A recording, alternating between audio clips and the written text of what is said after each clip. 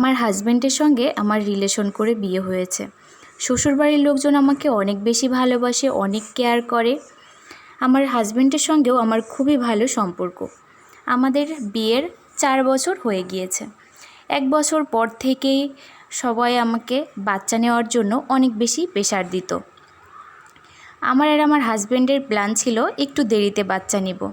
তো শ্বশুরবাড়ির লোকজনের প্রেশারের কারণে আমরা 1 বছর পর থেকেই চেষ্টা করছিলাম বেবি নেওয়ার জন্য।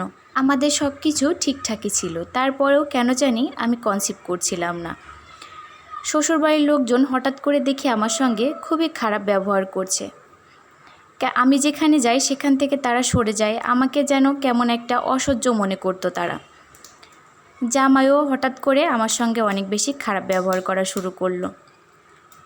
আমি বুঝতে পারছিলাম না তারা কেন আমার সঙ্গে এমন করছে, তাদের পরিবর্তনটা কেন হলো।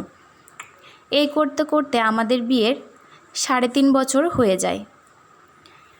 তো আমি চিন্তা করলাম যে আমাদের সব কিছু ঠিকঠাকই আছে, তাহলে কেন আমি কনসিভ করছি না। আমার একটা ফ্রেন্ড ডাক্তার, আমি তার কাছে গেলাম আমার কিছু চেক আপ করাতে।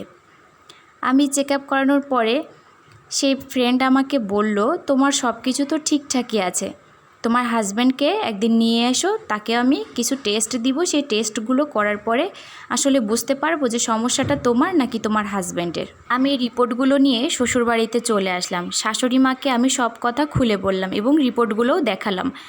তো আমার শাশুড়ি মা কথাগুলো শুনে রিপোর্টগুলো দেখে বলল, ডাক্তার মিথ্যে কথা বলেছে, তুমি মিথ্যে কথা বলছো, ছেলেদের কখনো কোনো সমস্যা হতেই পারে না।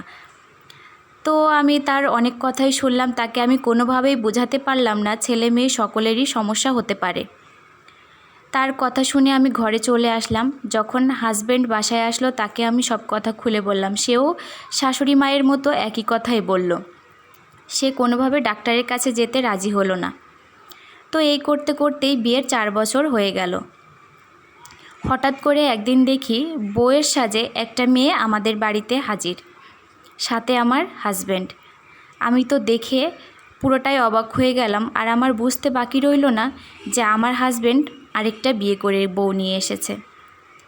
আমার পুরো পৃথিবীটাই মনে হলো উলটপালট হয়ে গিয়েছে। এখন আমি কি করব, কোথায় যাব?